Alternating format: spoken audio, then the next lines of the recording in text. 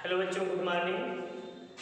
आज आपका पुनः श्री शिव और विश्वनाथ शिक्षण संस्थान के वर्चुअल वीडियो क्लास में स्वागत है। कल हम आप लोगों को कक्षा 10 में इकोनॉमिक्स अध्याय 3 वैश्वीकरण एवं भारतीय अर्थव्यवस्था में लचीलापन और निवेश के बारे में बता रहे थे। निवेश बताने के बाद मैं आपको विराम दिया था। आज पुनः वहीं से शुरू करता हूँ, लचीलापन और निवेश। जैसा कि आपको बताया गया, लचीलापन किसे कहा जाता है? कानून में सरकार द्वारा नियमों अर्थात प्रतिबंधों में जो ढील अर्थात छूट दी जाती है, अर्थात क्योंकि उद्योगों को प्रोत्साहित करने के लिए दी जाती है, तो उसे हम लचीलापन कहते हैं ना। इसके बाद आपको बताया गया निवेश क्या है। परिसंपत्तियाँ जैसे भूमि हुए, भवन हुए, मशीन हुए और अन्य उपकरण के खरीद में व्यय अर्थात खर्च की गई मुद्रा को जो है हम निवेश कहते हैं। तो अब निवेश आपको जब पता हो गया तो आपको सबसे पहले अब देखना है दूसरे पे विदेशी निवेश। क्या? विदेशी निवेश क्या है? ठीक, विदेशी निवेश क्या है? भारत में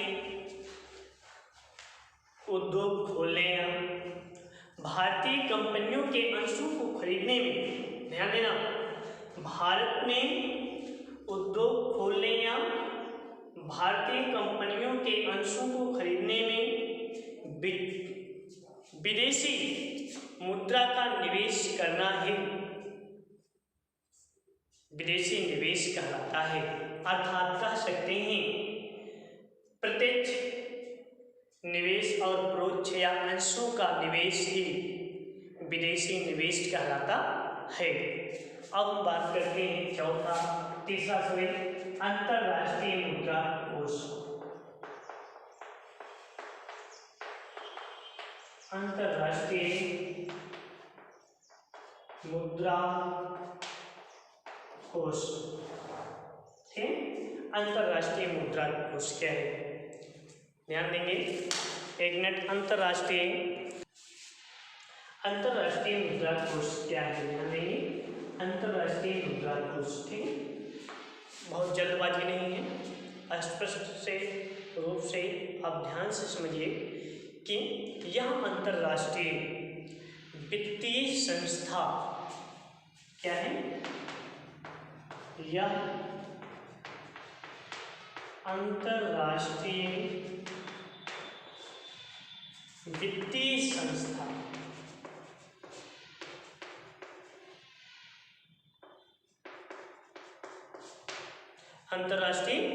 वित्तीय संस्था अपने सदस्य राष्ट्रों को अर्थात देशों को विदेशी मुद्रा उपलब्ध कराती है।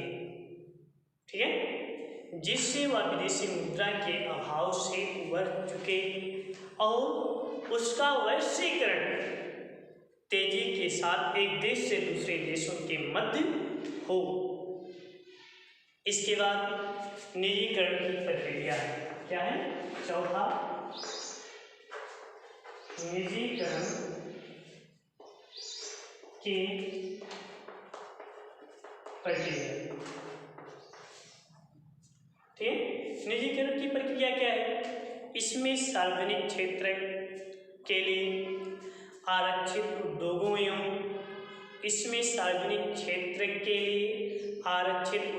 एवं स्वामित्व का निजी क्षेत्र को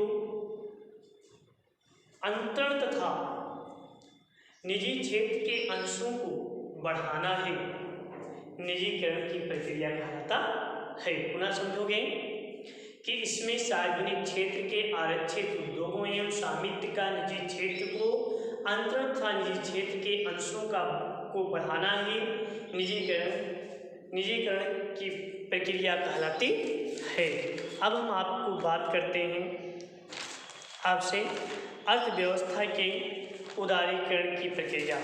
अर्थव्यवस्था के उदारीकरण की प्रक्रिया क्या है? देखोगे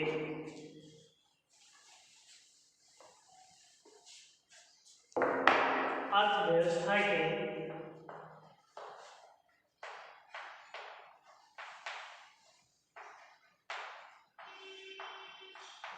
उदारीकरण, अर्थव्यवस्था के उदारीकरण की प्रक्रिया। ठीक है, 5 अर्थव्यवस्था के उदारीकरण की प्रक्रिया।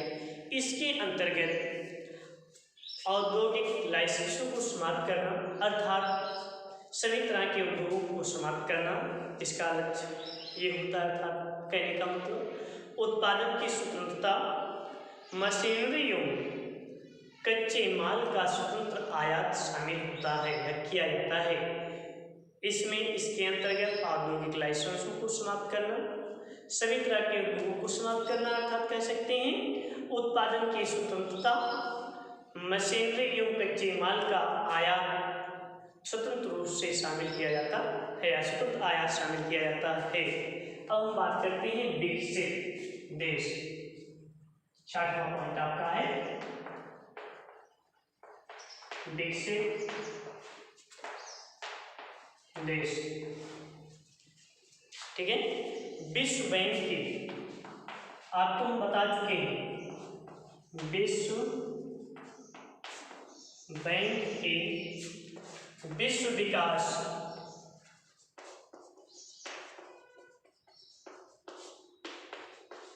रिपोर्ट 2017 के अनुसार,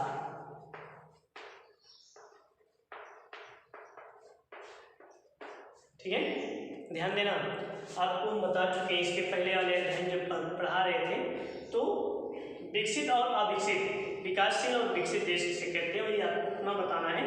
विकसित देश, विश्व बैंक की विश्व विकास रिपोर्ट 2017 के अनुसार देशों का वर्गीकरण करने में राष्ट्रीय आय मापदंड का प्रयोग करता है। वह देश 2017 में के अनुसार वह देश जिनकी प्रति व्यक्ति आय क्या है, जिनकी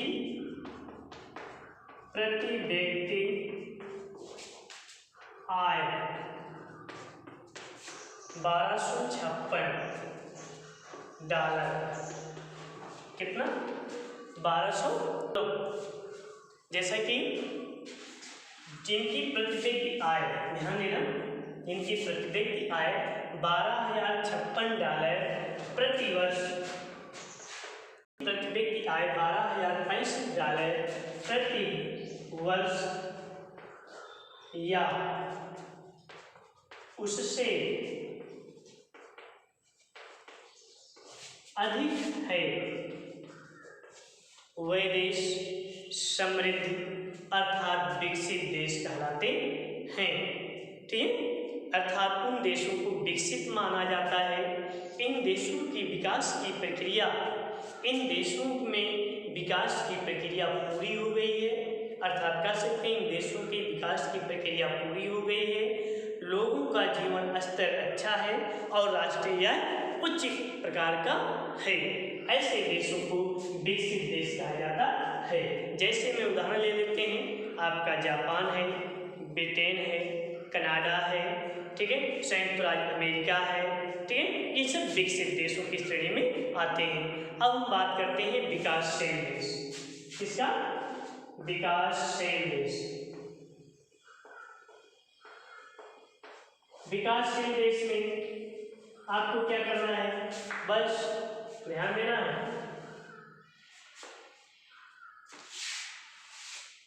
995 लिख देना है।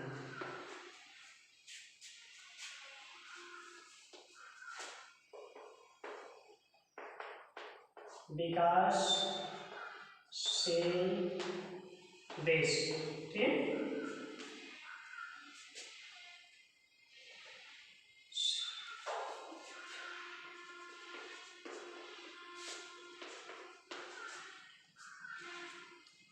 देखेंगे विकासशील देश, ठीक है, विश्व बैंक विश्व विकास रिपोर्ट 2017 के अनुसार यह प्रति व्यक्ति आय का मापदंड रखता है।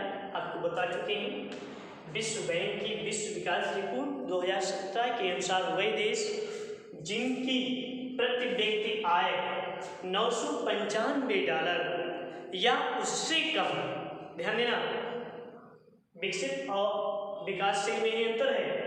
विश्व बैंक की विश्व विकास रिपोर्ट 2017 के अनुसार जिनकी प्रति व्यक्ति आय $995 प्रति वर्ष या उससे कम है, ठीक है, वह देश विकासशील देश कहलाते हैं। अर्थात वह देश जहां विकास की प्रक्रिया चल रही है तथा लोगों का जीवन शैली निम्न स्तर का है और उनका राष्ट्रीय आय कम है, उन देशों को हम विकासशील देश कहते हैं। जैसे भारत क्या है, एक विकासशील देश है। आप ले लीजिए श्रीलंका,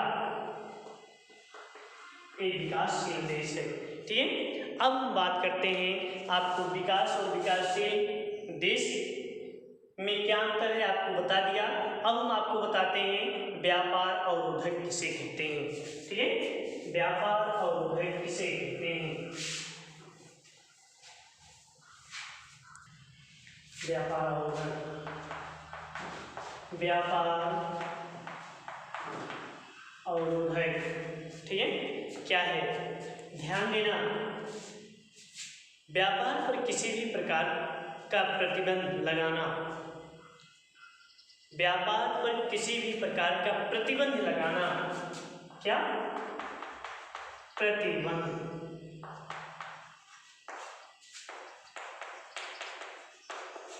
किस पे? व्यापार, ठीक है। व्यापार पर किसी भी प्रकार का प्रतिबंध लगाना व्यापार अवरोधक कहलाता है। व्यापार अवरोधक का प्रयोग विदेशी व्यापार में कटौती करने या फिर वृद्धि करने के लिए किया जाता है, ठीक है। ध्यान देंगे पुनः एक बार, व्यापार पर किसी प्रकार का प्रतिबंध लगाना व्यापार अवरोधक कहलाता है। व्यापार अवरोधक का प्रयोग विदेशी व्यापार में कटौती या वृद्धि करने के लिए किया जाता है। अब हम बताएंगे आपको संयुक्त उत्पादन क्या है, ठीक है। हाँ देखो, संयुक्त उत्पादन क्या है? जब बहुराष्ट्रीय कंपनियां, आपको बहुराष्ट्रीय को परिभाषित कर चुके हैं, बता भी चुके हैं। जब बहुराष्ट्रीय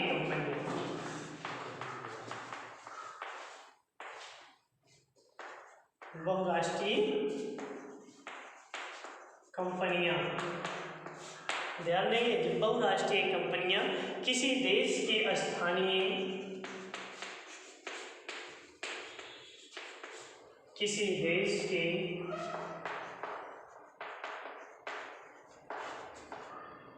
कंपनियों के साथ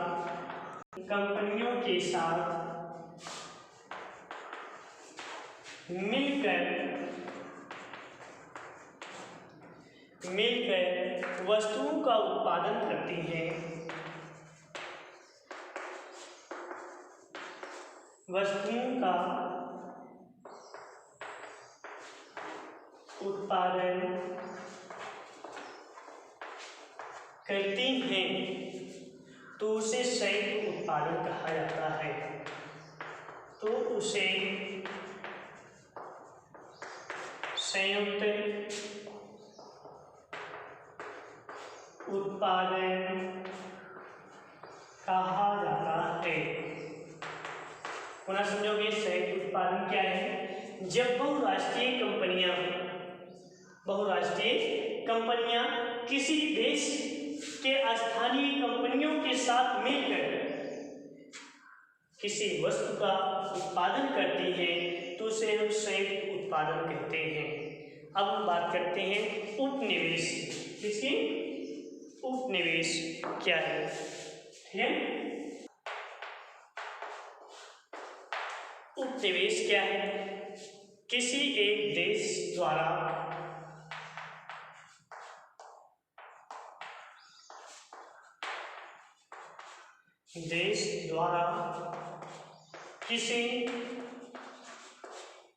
किसी दूसरे देश को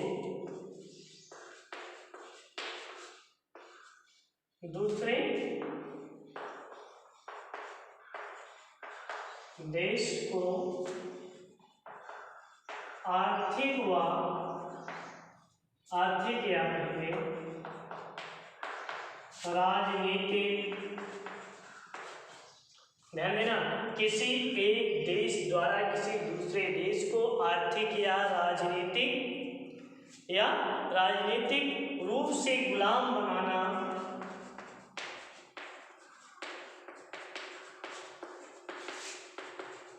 ही उपनिवेश कहलाता है। ध्यान देना, किसी एक देश द्वारा किसी दूसरे देश को आर्थिक व राजनीतिक रूप से गुलाम बनाना ही उपनिवेश कहलाता है। अब हम बात करते हैं उपभोक्ता किसे कहते हैं। उपभोक्ता, ठीक है, उपभोक्ता को आप लोग समझते ही होंगे।